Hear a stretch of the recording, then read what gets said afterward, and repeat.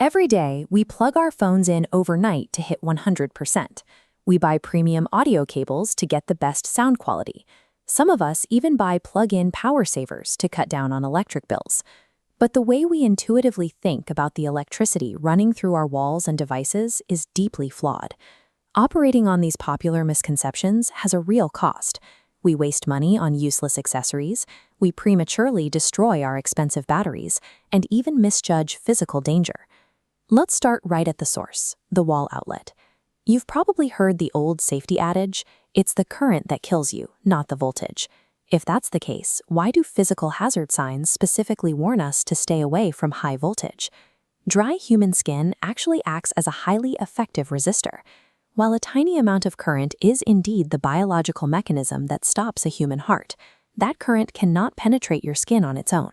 High voltage provides the raw electrical pressure required to overcome your body's natural resistance and push that fatal current inside.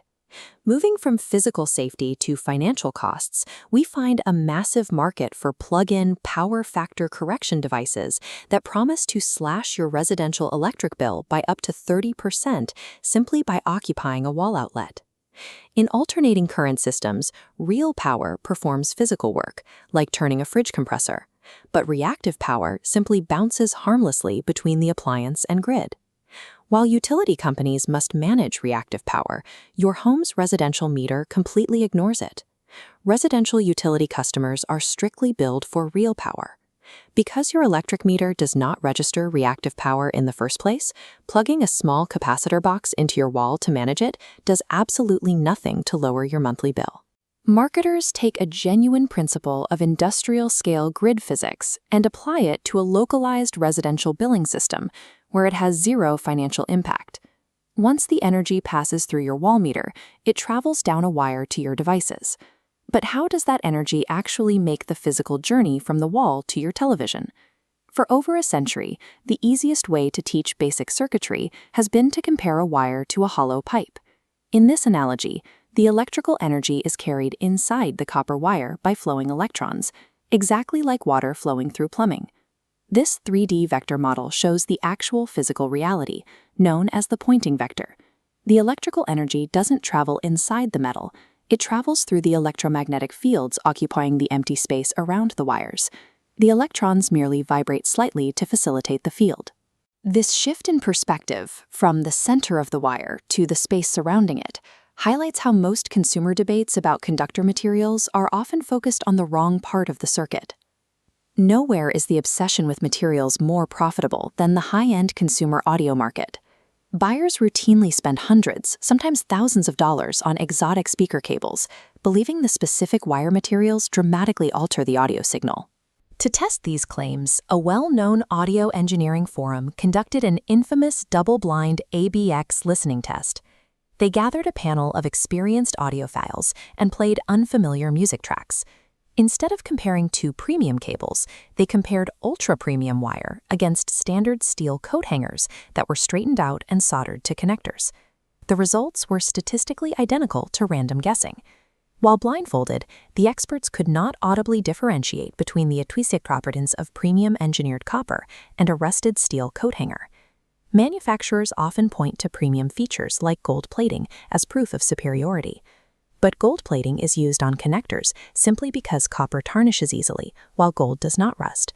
It ensures the cable lasts a long time, but it has exactly zero impact on acoustic quality.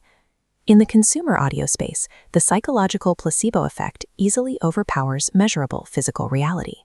If you believe a heavily marketed cable sounds better, your brain will often manufacture that difference for you, even if the actual signal transmission is identical to basic hardware store wire.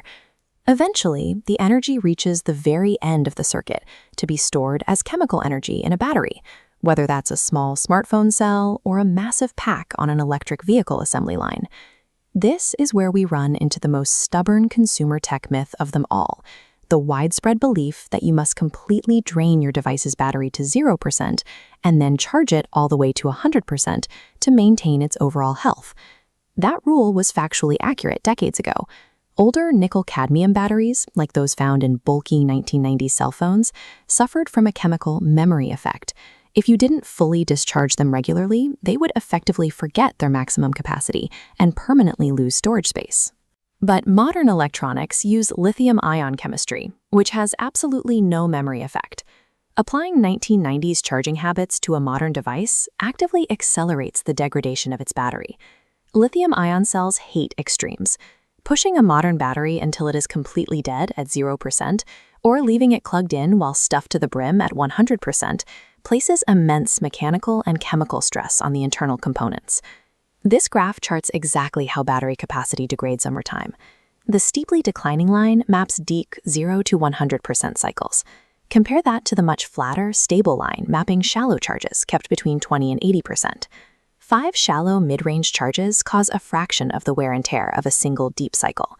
Maintaining this middle ground, along with keeping the device at room temperature, is the single scientifically proven way to double the functional lifespan of your lithium-based devices. From the high voltage limits at the wall outlet, to the electromagnetic fields carrying energy around our cables, down to the chemical stress limits inside our batteries, the electrical world operates on strict physical rules. By abandoning outdated analogies and marketing placebos, we can finally align our daily habits with the way physics actually works.